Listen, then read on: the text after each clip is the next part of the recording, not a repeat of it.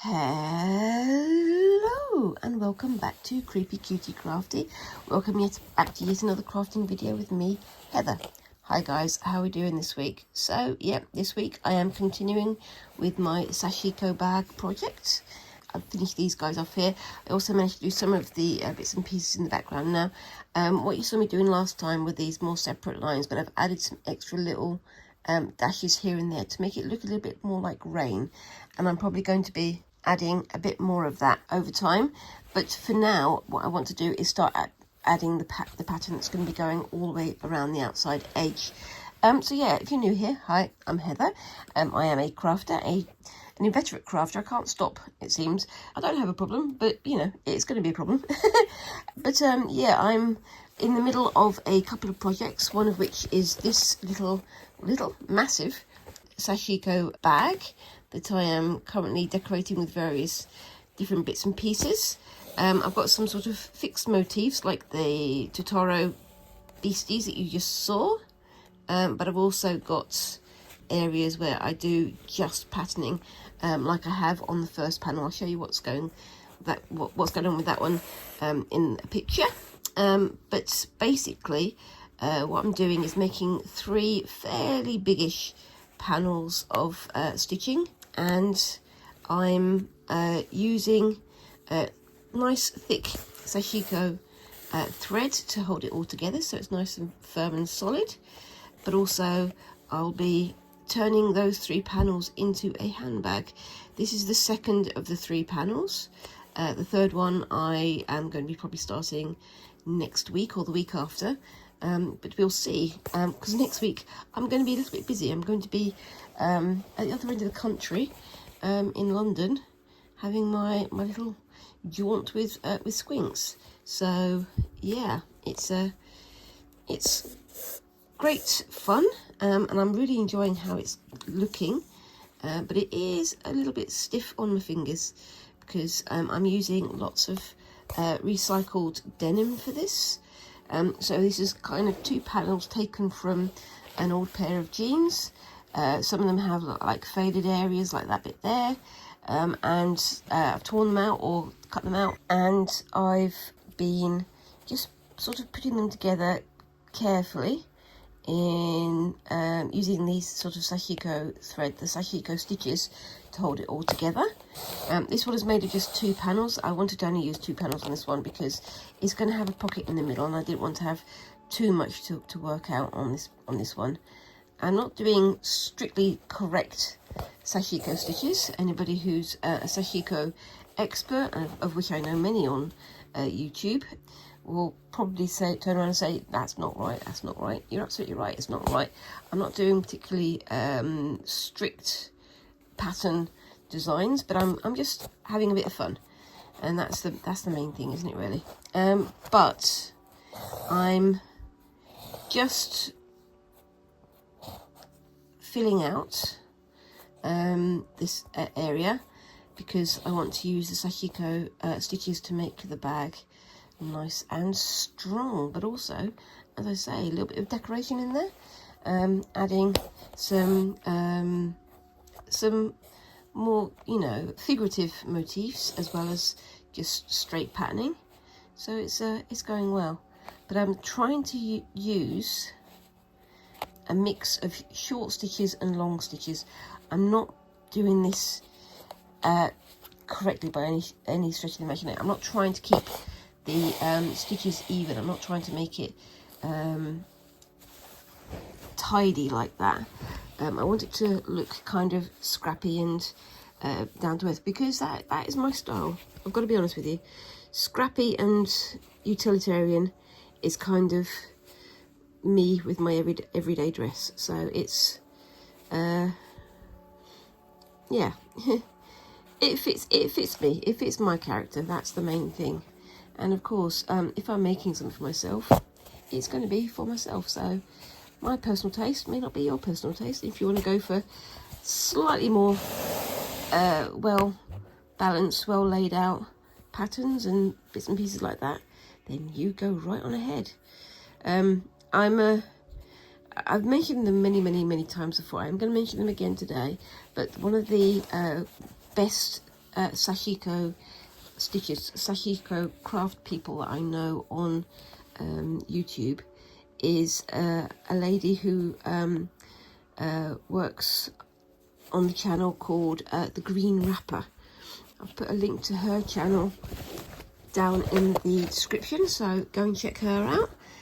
But she does a lot of Sashiko designing, and her work is just so tidy, so neat, so attractive. And it's not that I don't think I could ever create something in that style. I probably could, but I'm just not the kind of person who likes to wear things that are super neat and tidy like that, or to, you know, use a super neat and tidy things like that. I'm a bit of a scrappy person. I mean, you've seen me do my white work and bits and pieces like that, and they do, you know, require very tight, very neat and tidy stitches. But I don't always want to do that, and with this bag, as I say, I want it to be kind of slouchy. I want it to be kind of grungy, that kind of feel to it. But you know, if you want to do a bag like this and have it absolutely neat as a pin, you go right on ahead. And I may do something that's neat as a pin in the next design sesh. We shall see. It's a personal taste at the end of the day, isn't it? Now, I'm just doing squares, so they come up like this. Now, as you can see, the stitches aren't neat and tidy at all. They're sort of overlapping and crisscrossing and things. They're not really supposed to crisscross, because that's one of the no-nos in the rules of Sashiko. But I don't mind that. I'm living with my choices, and I'm enjoying my choices, because they are, after all, my choices. And I've completely forgotten to draw down my line on this part, so I'm just guessing where it's going. So extra slouchy. There we go. And yeah, it's a bit fun trying to stitch through 2 layers of, yeah, you can see, look, it's gone a bit skewy. I don't mind that. I can live with that. And I'm going to go up to here. And you see, in this area, we've got some bits and pieces of the rain coming down, so I don't want to completely go over that. So this is probably going to be the last row that goes over this area, so that we can have that area separate. And I'm trying to work out what I want to do with this pattern at the ends. So, I mean, earlier on this piece of fabric, I did this little pattern here, and that is a row of squares. So you can see the square there, little tiny squares, and then in each of them there's a diagonal dash, which helps to create this rice flower pattern. But I was thinking maybe doing a bigger version of that around, but I'm thinking I don't really want to repeat it, because I don't want it to take the attention away from this one. So I'm gonna think about it. I have an idea, and you shall find out about that at the same time as I do next week. Yeah. So yeah, again, apologies for not having a video last Friday. Unfortunately, as I put in one of my posts, I was visited by the dreaded migraine fairy, and when she visits, unfortunately, everything else has to stop. It's I mentioned this to another crafty friend on Friday evening after I'd recovered, that I can make and craft and do things through pretty much anything except for a migraine. So if I've had to stop for a migraine, you know that it's bad. But yeah, that's just how things were last week. So, you know, I've had plenty of time to catch up on my stitching, so that's what I've been doing. I've also come to a decision, unfortunately, because of time and all kinds of other bits and pieces and other commitments. I'm going back to doing just one video a week. So the Friday video, I'm going to keep going with the Friday video, and if I have time to do an extra video for Mondays or Tuesdays, then I will. But unfortunately, at the moment, it doesn't look like I'm going to be able to do a Monday video for a while. So I'm going to put put that on the back burner and come back to it when I've got more time to actually, you know, devote time to it. It's just there's so many things going on right now, not least of which is I've picked up some more time, another day at my work. So I'm just going to be all over the place and super busy. And as I've mentioned before as well, I've also been assisting Squinks with their GCSEs and things like that. They are, again, super busy. So I kind of have to be on hand to give them an assist. And the other issue with that is, of course, that I'm the only driver of the family. So I have to make sure that I'm on hand in case of emergencies as well. So yeah, it's one of those things, isn't it? But yes, it's just you know, it's that time of year. There's an awful lot going on, and then you've also got prep for the summer holidays, and Squinks is about to change schools, and my gosh, all kinds of things going on. And like I say, I'm now working an extra day at work, and I'm still trying to plough on ahead with my my crafting, and also with my drawing, which is what I'm doing on my shorts. Now, I don't know if you guys have watched my shorts. There does seem to be sort of divide between the people who watch shorts and people who watch the more long form videos. And at the moment, I'm doing hand-drawn designs on my shorts.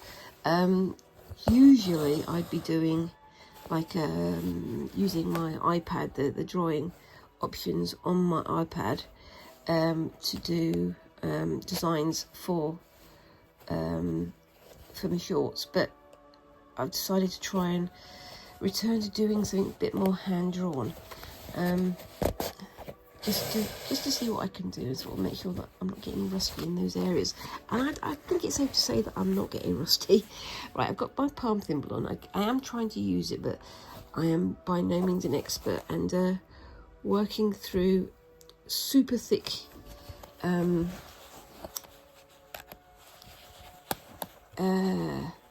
denim like this doesn't make it easy, especially when I'm doing it at arm's length, because I'm trying to video at the same time.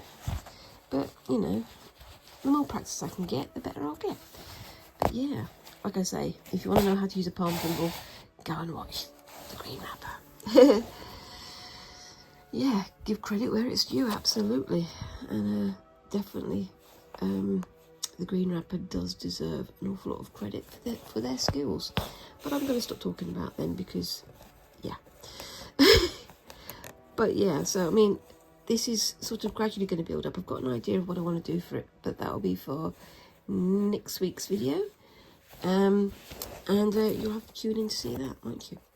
So yeah, so as I say, me and Squinks are going to be disappearing off to London for a few days from next week. They've got their last exam on Monday, so that's one more exam to go from today, from when you're seeing this. And yeah, it's an interesting time, because I mean, they've got an awful lot of good knowledge behind them, and they know where they want to go, they know where they're going to go, and unless they've really messed up their GCSEs, which I don't think they have, they're going to somewhere that's like they call them academies here. It sounds a lot more fancy than it actually is. They're going to an academy for the music. There's schools that call themselves academies because they have sort of particular focuses. I mean, the school that they're just leaving also calls itself an academy, but it's not really. It's just a secondary school a comprehensive school that has like an extra focus on certain areas. And I don't even know which certain area their last school was focused on, because it didn't seem to be focused on anything in particular. But the school that they're going to has made lots of, well, excuse the pun, they've made lots of overtures about the fact that they have links to like work experience in concert halls and bits and pieces like that, and also doing some performance maybe in a concert hall, which I think Squinks would really enjoy. But yeah, it's all to come.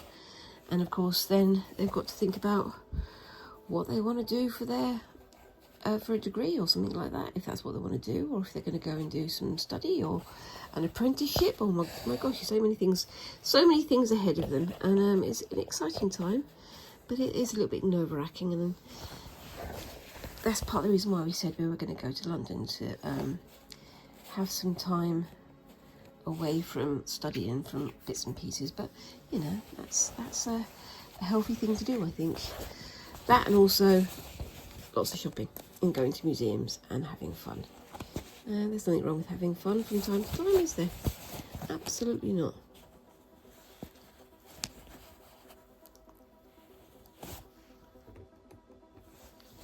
My light was pointed in the wrong direction. Everything was in shade.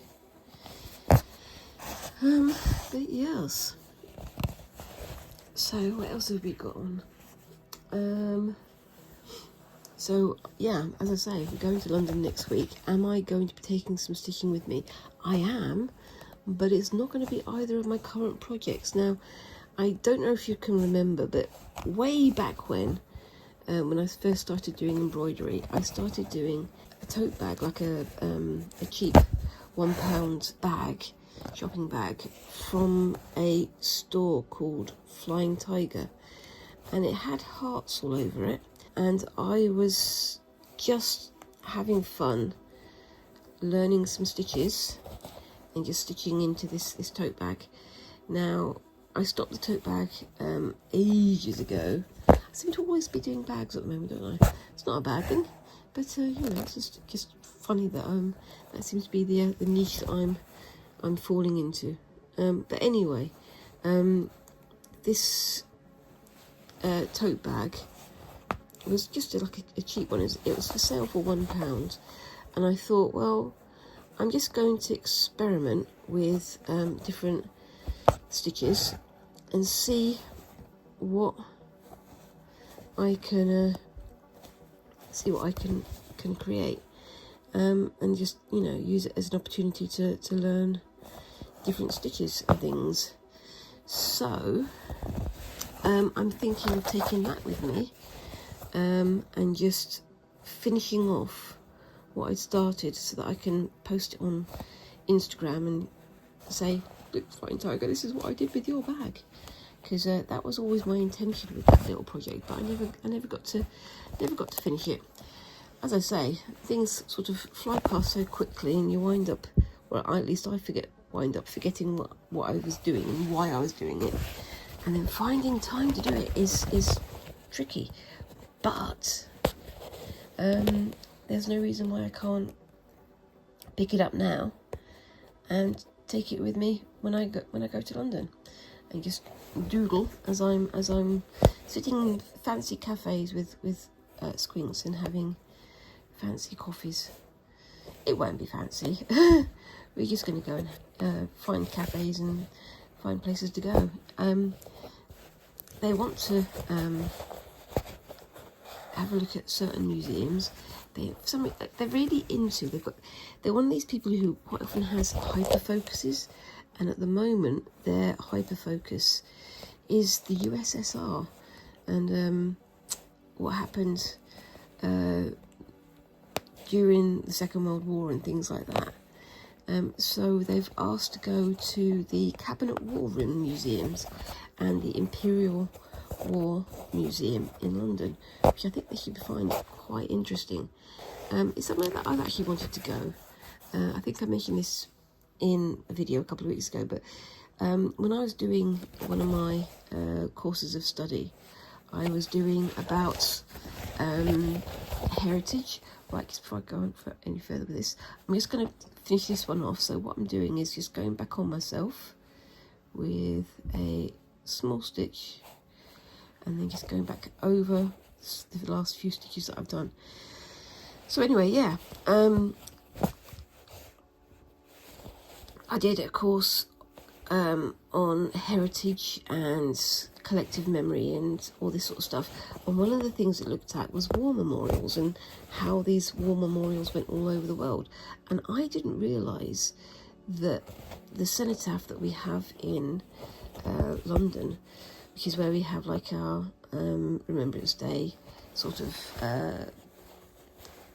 bits and pieces, is just one of several, you know, copies that was made of this one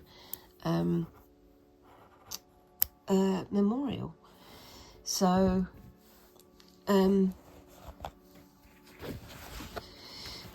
we sort of, because, you know, England being England, we exported our cenotaph design to the colonies, let's put it that way, to the places where England has invaded and occupied. Right, so this is my little loop of Sashiko thread that you saw last week, and I have plaited it, so just keep it nice and tidy when you pull the threads out of it. It's a bit of a stiff pull pulling it out, but it's not too bad. It's better than having a big mess of threads that you can't undo. I mean, I suppose you could, you know, use a ball winder to make it into a ball, but I can't see the point of that for Sashiko thread. And having it cut like that, pre-cut in different lengths, helps you to plan what you're going to do a lot more as well. I find that anyway, but you know, you do you. If you can have a go at Sashiko, that's one of the options. But anyway, so yeah, so yeah, the cenotaph. So it was created after the First World War, for the first sort of Memorial Day, very soon after the war ended. And the first one was made of like plasterboard and bits of wood and, you know, hope. And apparently that is on display in the Imperial War Museum. So I'm interested to go and see that, because that was then turned from a temporary memorial to a permanent memorial, where every Remembrance Day we have like the poppy ceremonies and bits and pieces like that. And like I say, I didn't realise, but that cenotaph design was exported all around the world. So there's various countries that have copies of that design, of that memorial, from the colonial days. And it's interesting also to find out how many citizens from other countries came and fought as part of the British Empire in First World War, how much, you know, they laid their lives down. It's shocking and kind of sad, but also kind of interesting. It's fascinating to see how those ongoing, like, marks from colonial occupation and so on are still in other countries. But then it's also much more interesting to see how each of those countries, each of those places has responded to having this mark of British pride, I suppose you'd call it. Because a lot of them, they put up these memorials, and they were, you know, part of the celebrations. But once the British colonies, you know, moved on, they either sidelined those memorials were left to sort of fall apart, or they replaced them with their own memorials, which were more significant for the people from within that culture, which makes total sense, really. It's a strange one. It's a very emotive subject, obviously, here in the UK, about Remembrance Sunday, and you should be wearing the poppy, you should be doing this, you should be doing that. But there's an awful lot of people who also don't feel comfortable about that, because it's very much a symbol of an unnecessary war that was fought for people, by people who had no idea and were not going to actually get any benefit from fighting for their country in many cases. It's a very strange subject. It's very emotive, as I say, and there's a lot of very strong reactions that you get here in the UK from people who think you should behave in a certain way on Memorial Sundays. But at the same time, there's an awful lot of people who feel very uncomfortable about celebrating something that was so awful. But yeah, it's going to be interesting to see how Squinks reacts. I've sort of tried to gear things towards the areas that they're interested in, because they're very interested in, as I say, European history, particularly, you know, the history of the Soviet history. So it's going to be interesting to find like images of propaganda in the Tate Modern and other bits and pieces. So it's fascinating, and I do love it. And I haven't been to the Imperial War Museum for a long time. It's interesting though that they still call it the Imperial War Museum, which very much harks back to British imperialism, because it's called literally the Imperial War Museum. So it's the wars that Britain fought as part of an empire. Very strange, very interesting though. Am I talking nonsense? I may just be talking nonsense. If I am, please let me know. There's always space in the comments to say, Heather, you're talking complete here. Nobody understands. I don't know. It's interesting though. I mean, I've looked at the war memorials are in various different countries, and I think, is it Singapore, I think, has one of the most interesting ones, because Britain obviously was occupied Singapore for a very long time, and then the hour that they needed us, we left. We just, you know, noped out and said, sorry, you're on your own, which wasn't great, seeing as they were being invaded by people from other places that we said that we'd protected them from. And a lot of promises were broken, but they still had their memorial that the colonial culture would put there as a copy of the cenotaph that we have in London. And then they were like, well, you know, you deserted us, so why do we need to keep your memorial? And then they put up their own memorial in Memorial Park, which was much more significant to people from that culture and about how they managed to survive in spite of the nonsense that happened during the Second World War and after. So yeah, fascinating. Not always, you know, the most, what's the word, the most honourable of souls here in the UK suddenly. In Britain anyway, in England. It's, again, it's one of those confusing things where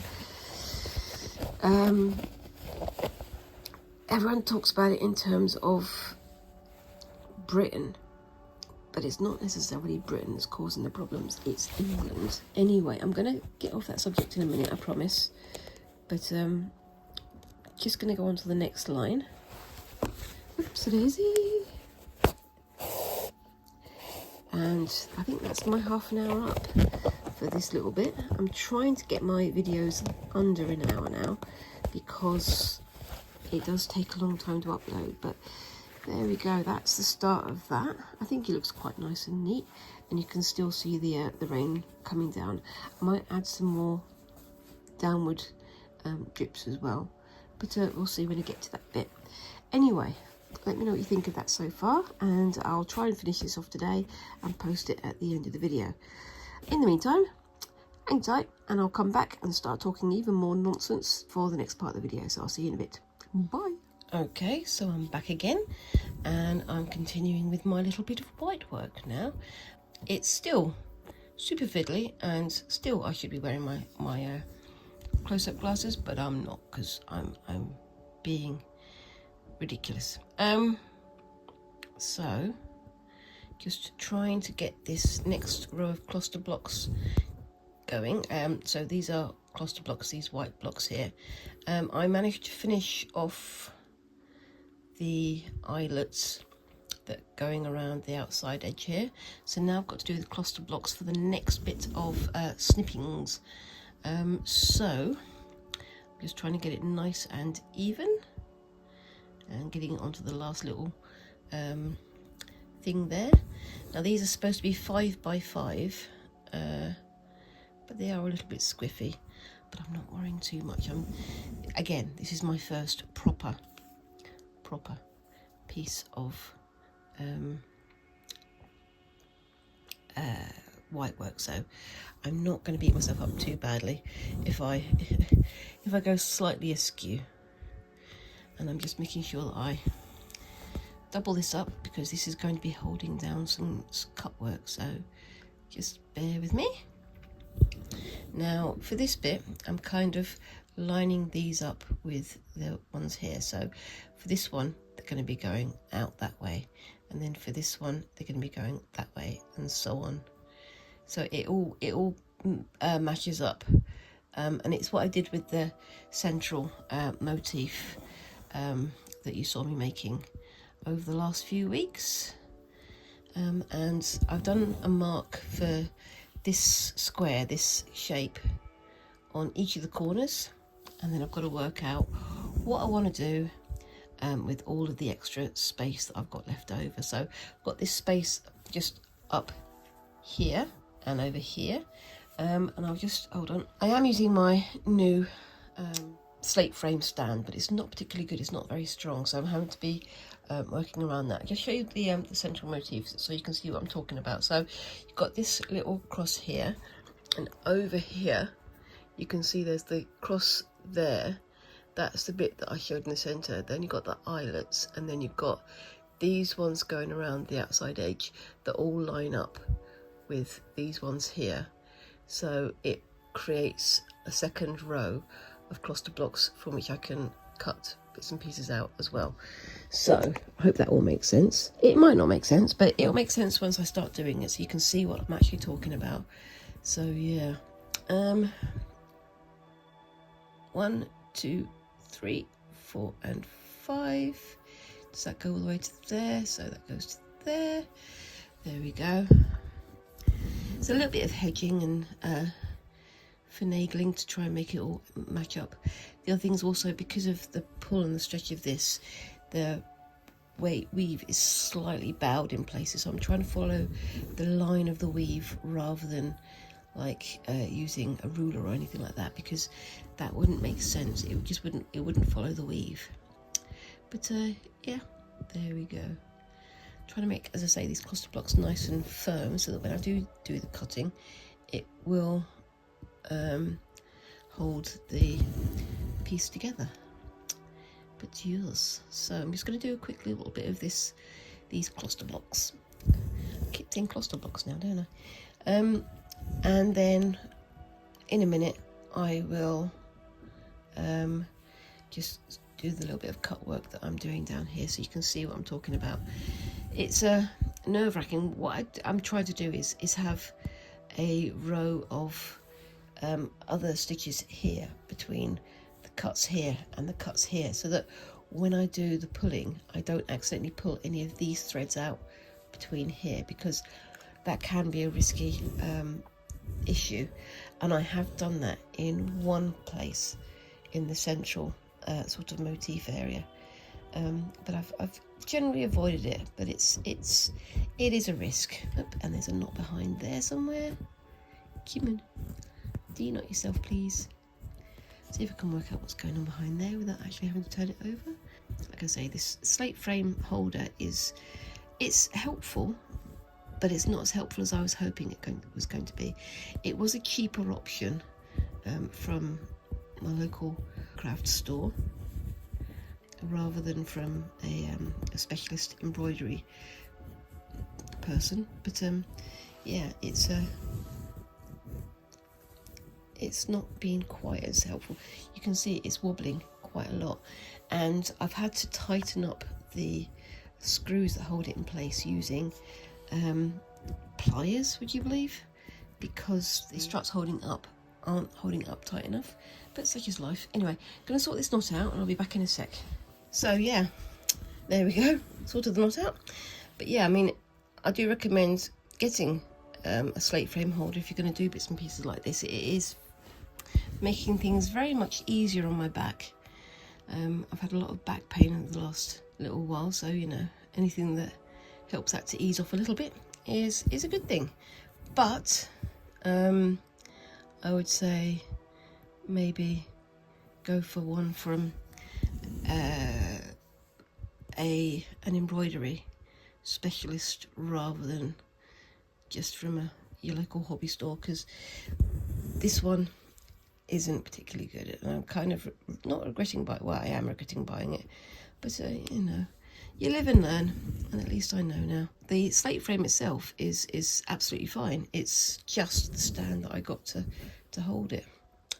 Get the feeling it's only meant for like little tiny embroidery hoops, which is not what this is, but it didn't say that on the box. And when I bought it, some of the screws were held on with big plastic like screw holders, so like bolts, but then those plastic covers tore off and left me with just the bolt behind, so it was not particularly useful unfortunately. But you know, as I say, you live and you learn. I will be going for a specialist embroidery store instead, just because, you know, it saves money in the long run to have something that actually works, and this doesn't work. So that's my anti-recommendation this week. I don't know. Anyway, I'm talking nonsense again. So yeah, oops-a-daisy, I'm pulling out my thread at the same time as putting it in. So what have you guys got going on this week? It's getting on towards summer. The last few weeks we had an absolutely blazing week and a half, and then it suddenly went just back to no, we're still halfway through spring, and there goes all the sun, which I'm absolutely fine with because it was so warm. Fortunately, I booked that week off work, so I didn't have to go into work, but I would have melted on in the galleries, which would probably have been quite entertaining but also not very professional. But yeah, I am definitely more of a snowbird than a phoenix. But yes, oops-a-daisy, I keep catching it with my little finger. How am I doing that? Maybe my little fingers are too big. Don't see how that's possible, but apparently it is. Anyway, so I'm just going to do Kloster blocks until I run out of thread, and then I can get on with the snipping. Can you tell that I'm prevaricating? I don't want to do the snipping because I'm always worried I'll snip the wrong bit and it won't work. But yes, anyway, so put that in through there. So let's do a quick count. Just easy. 1, 2, 3, 4, and 5. So it should be there. That one ends there. So 1, 2, 3, 4, 5. I can live with that. That's absolutely fine. It's not exact and it's not perfect, but you know, neither am I. If I was going for perfection, then I would be taking an awful lot longer than I am. But I'm being as exact as suits me, I think. Because yeah, I'm still learning. But I do think this thing is turning out really quite nicely. a lot better than I was expecting. I was expecting it to be all sort of squinky and all over the place, but the mix of black and white work has turned out really nicely. I mean, I was also thinking about adding some, there's a little knot there from previous stitching bits and pieces. I was thinking of adding some Sashiko, not Sashiko, chicken scratch elements as well, because that also works on counted thread and other bits and pieces. But I think, you know, having just the white work and the little elements of black work is more than enough to fill this piece, and I think it looks pretty good. I'm thinking of having, like I had around the centre, I'm thinking of doing a like an edge using buttonhole stitch or something similar, and then in this area here doing some filler black work stitches. I don't know though, I'm going to decide when I get there. It's like I keep saying, I have a very, very loose plan. I don't have any hard and fast this has to have rules. I'm just filling it in and hoping it turns out looking pretty good at the end. And I think it does. I really like how these white on white stitches are looking, and when I get to the point where I can erase these little marks and things, it's going to make it look even better. I think I did erase the marks around the centre, and that's when it starts to shine on its own, if you know what I mean, because you've not got the distraction of all these little purple marks all over the place, which I guess, you know, that's standard if you're doing needlework and things, but you know, it's nice to see how it works out. There's a different kind of personalities before and after you iron away heat erasable pen. But eels, there we go. Trying to go through some of the stitches, so going through the threads of the weave rather than just through the holes. That way it's going to hold the cut threads a little bit more tightly, I've found anyway. Oopsie daisy. Let's go through there, and then I can go through there. Oh gosh, all the noisy people out again. He really does like his motorbike, doesn't he? Right, 1, 2, 3, 4 and 5. So it goes in there. Let's just do a double count. 1, 2, 3, 4, 5. Yep, that goes in there. And this is going to be the last Kloster book, I think. Try to see it in the shade. I'm also having to bend my head over at an awkward angle because I'm looking around the camera. I'll just it around a little bit so that you guys can see it a bit better. Keep forgetting that you're there. I've got this camera there for a reason, Heather. My gosh. There we go. But yeah, I wanted to take a small needlework project with me to London. I was thinking of taking the Sashiko project, but it's one of those things where I can just imagine that I'd be doing that, and then I'd get to London and I'd leave it on a train or on a bench or something like that. So now that I've got to a point where I'm starting to see it come together, that would probably be about the worst thing I could do for me anyway. So I'd rather keep it going here at home and take something smaller and less sentimental, so that I don't have any upsets like that. But yes,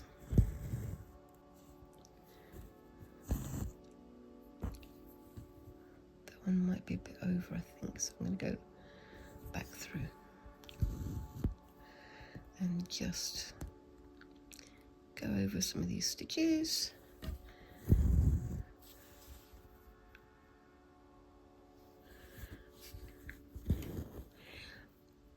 can see every time I nudge this, it just goes wobble wobble, which is not ideal at all.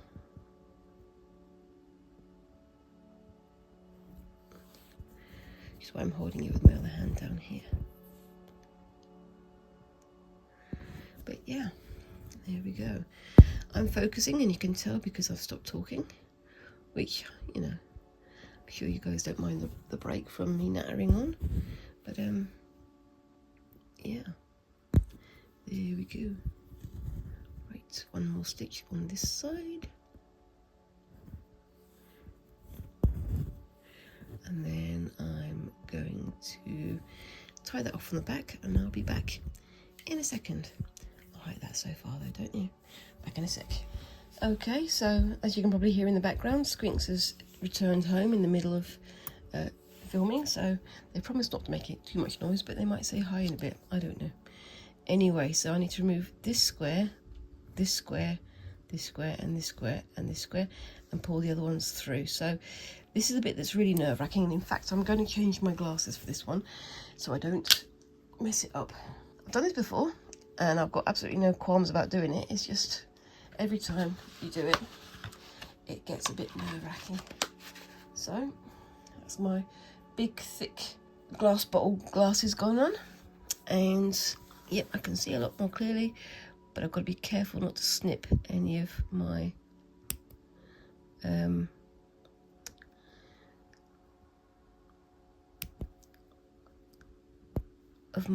stitches. So putting my very sort of pointy scissors into the hole, pulling it away from where I'm stitching, and then snipping. So I mean, I could do it in the middle here like that, but I've still got to pull it through and snip it after, so it's still a little bit nerve-wracking. And what I'm going to do is I'm going to come in here,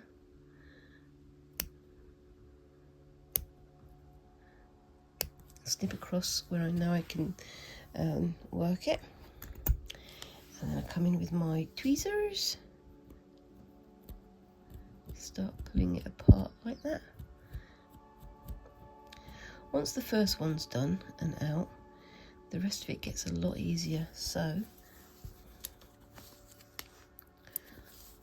it's part of the reason why I've got these curved scissors as well, just because it's a little bit easier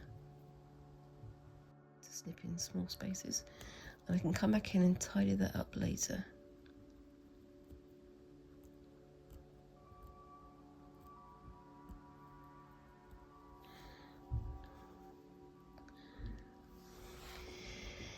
And then down to here, let's pull that one up.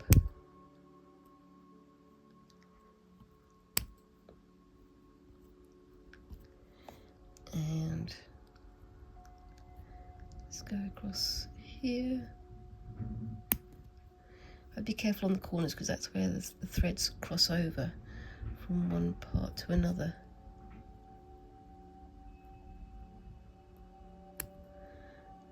So I have to be very careful.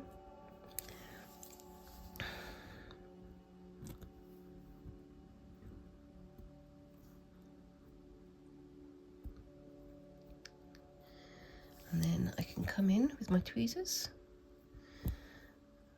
pull the individual threads up, but not pull out, because otherwise it's going to pull the thread out of where I'm working. And that's exactly what I don't want to do.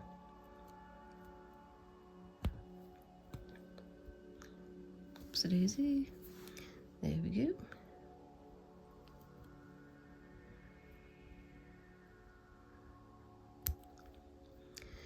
And when I'm done videoing, I'll come in a lot closer, because obviously I'm doing this with the camera in the way, so it's a little bit tricky. Just making sure I don't snip the wrong thing. It's better to come in with 2 snips rather than going in hard and making a mistake. So it's, you know, measure twice, cut once, and not the other way around. Just being super careful not to catch the sewn stitches underneath.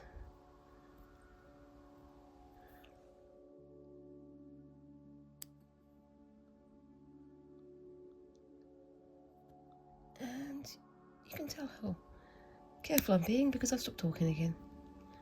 There we go. So that's the first one sort of done. I can trim that up later and make it more tidy. But that also means now that I've got some of my threads ready to go in the other direction. So if I start pulling these threads through, my scissors just fell on the floor, hold on. Pulling these threads through. Once the first thread is pulled, the rest becomes a lot easier.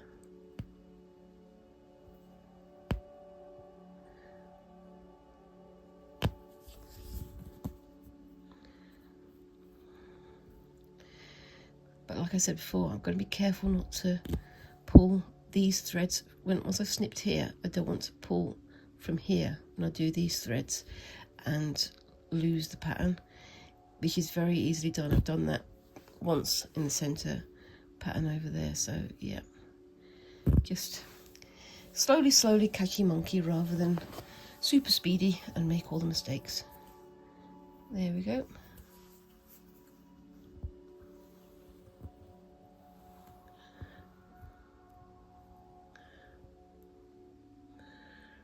There we go. And that's the first one done.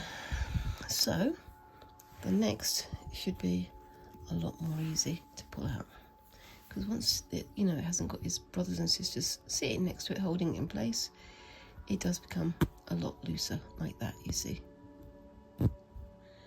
But yes, there's a reason why weave is so strong, and that's because each of the threads of the weaving are holding up the threads to the left and to the right of it, which, you know, I think there's a parable in there somewhere, but you can make up your own stories. There we go. There we are. Now, did I pull you out completely? That's the question.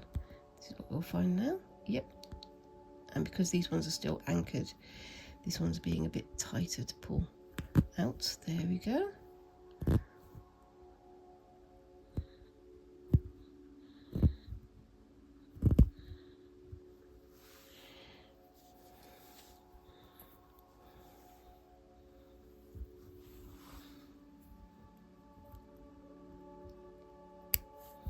There we are.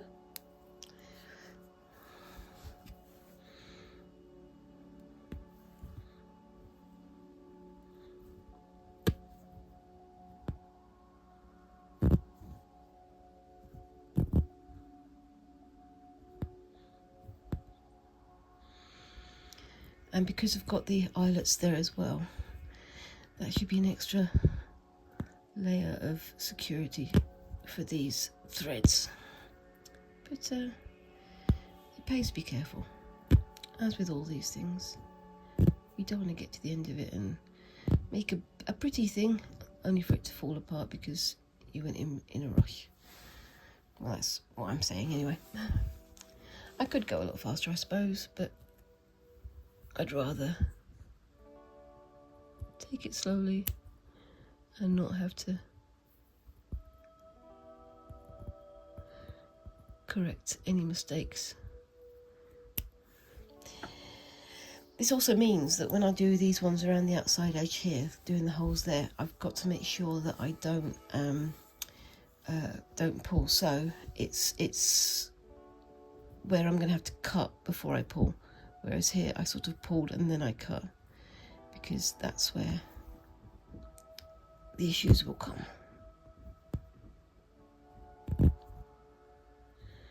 And you can see the second area, second bit of cut work, is slightly easier than the first one because you've got longer threads, so you can see more clearly what you're doing and see more clearly which bits you're cutting. So let's start pulling these up.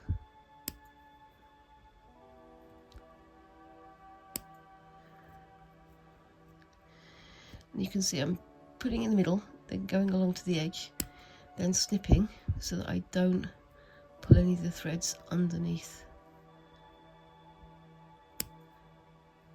And that's the last one. And then I'll do the same on this side. Start with the second one.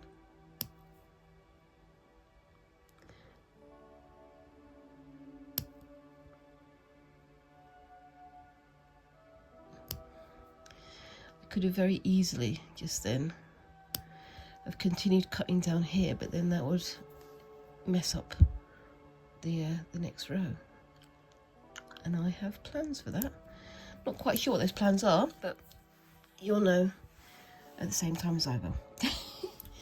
Anyway, so that's that bit done, and then I can find the center here. Yep, and the center here.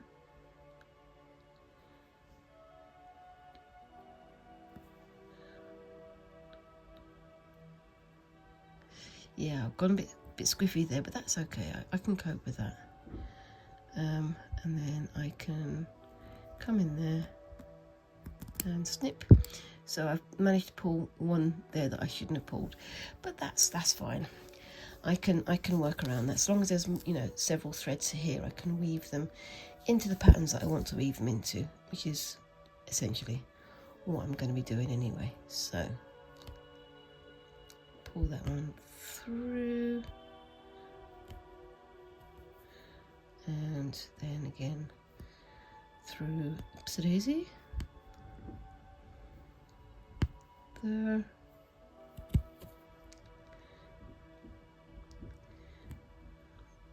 and onto the end. And I know that I've seen people coming in and snipping and then pulling through with tweezers, but like I say, underneath these corners, that's where you've got the thread going from here to here, and sometimes it overhangs and there is a risk that you're going to snip that. So like I say, it just pays to be a little extra careful. And that one's done. Teeny tiny threads, aren't they? And that one's going to come through as well. And wibbly wobbly. And again, I will finish that all off screen, and you can let me know what you think of it at the end of the video. So just keep an eye out for that at the end of the video. And yeah, let me know what you think of my efforts here and with the Sashiko down in the comments. And whilst you're down there, please remember to like and subscribe. And yeah, I look forward to seeing you in the next video. So thank you very much again for watching, and bye bye.